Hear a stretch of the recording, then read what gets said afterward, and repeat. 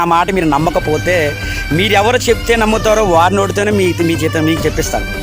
సొంత ప్యాలెస్ కోసం 431 కోట్లు ఖర్చు పెట్టారు. దీంట్లో it's tourism department property, government of AP property. దీంట్లో it's tourism department property, government. No elevations, no graphics, only futures. ఇది జగన్మోహన్ రెడ్డి గారి విజనరీ. అది మేము చెప్పట్లా, ఇవాళ అధికారంలో ఉన్నటువంటి మా శ్రీ ఆంధ్రప్రదేశ్ డిప్యూటీ సీఎం గారు కొనిదెల శ్రీ పవన్ కళ్యాణ్ గారి నోటితో చెప్తున్నారు. విన్నారు కదా, జగన్మోహన్ రెడ్డి గారు వైజాగ్లో నిర్మించిన ఋషికొండ భవనాలు ఆ రోజు ప్రైవేటీకరణ ఆయన సొంత లాభాల కోసం, ఆయన విలాసాల కోసం ప్రభుత్వ సొమ్ముని లూటీ చేస్తున్నారు, ప్రభుత్వ ఖజానాని ఖాళీ చేస్తున్నారు అని చెప్పి ఆ రోజు ప్రెస్ మీట్లు పెట్టి ఊగిపోయి చెప్పారు కదా. ఇవాళ ఆయన నిదానంగా స్ట్రైట్గా మైక్ ముందు నిలబడి చెప్తున్నారు. అంత ప్రైవేటీకరణ చెప్పిన ఆ భవనాలని ఇవాళ గవర్నమెంట్ భవనాలని ఆయన నోటితోనే చెప్పి ఇవాళ ప్రపంచ పర్యాటక భవనాల కింద వాటిని తీర్చిదిద్దాలి, వాటిని అభివృద్ధి చేద్దామని చెప్తున్నారు. ఋషికొండ భవనాలు ఒకటే కాదు, గుర్తుందా లేదో మీకు, ఒకసారి ప్రభుత్వ పాఠశాలలోకి వెళ్ళి ఇవి ప్రభుత్వ స్కూల్లా లేదంటే కార్పొరేట్ స్కూల్లా చాలా బాగున్నాయి, డిజిటల్ బోర్డులు, సిబిఎస్ సిలబస్, అసలు విద్యా వ్యవస్థ చాలా మార్పు వచ్చిందని మా డిప్యూటీ సీఎం గారు స్కూల్కి వెళ్ళి విజిట్ చేసి మరీ చెప్పారు.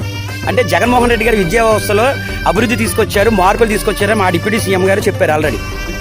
జగన్మోహన్ రెడ్డి గారు పునాది వేశారు, దిక్యూతిగా దారి చూపారు కాబట్టి ఆ దారిలో ఇవాళ మీరు ఆంధ్రప్రదేశ్కి ఆదాయం తీసుకురావడానికి ముందడుగులు వేస్తున్నారు.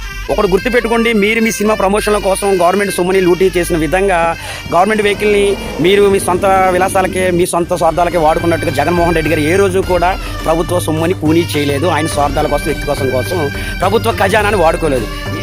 ఆయన ఆ రోజు ఏదైతే రాంగ్ అన్నారు, ఈరోజు రైట్ అంటున్నారు. ఆ రోజు అది ప్రైవేటీకరణ అన్నారు, ఇది గవర్నమెంట్ అన్నారు. దానికి దీనికి సమయం 14 నెలల సమయం మాత్రమే. కానీ చేసిన మంచి ఆ రోజని ఈ రోజని ఎప్పుడైనా ఒకటే. జగన్మోహన్ రెడ్డి గారు ఏ రోజైనా సరే ఏది చేసినా ప్రజాక్షేమం కోసం, ఆంధ్రప్రదేశ్ అభివృద్ధి కోసం ఆయన పాలన కొనసాగించారు 5 సంవత్సరాల్లో.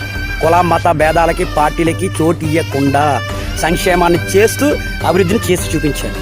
ఇది ఒక ఋషికొండే కాదు, ఆయన హయాంలో నిర్మాణాలు జరిగిన ప్రతి నిర్మాణం కూడా ఆంధ్రప్రదేశ్ అభివృద్ధికి ఉపయోగపడుతుంది.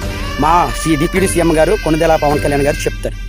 ఓకేనా, నా మాటలు నమ్మొద్దు, ఆయన చెప్తారు కదా, ఆయన చెప్తే మీరు నమ్ముతారు కదా, మీరు నమ్ముతారని నాకు నమ్మకం ఉంది. ఉంటానా, జై జగన్.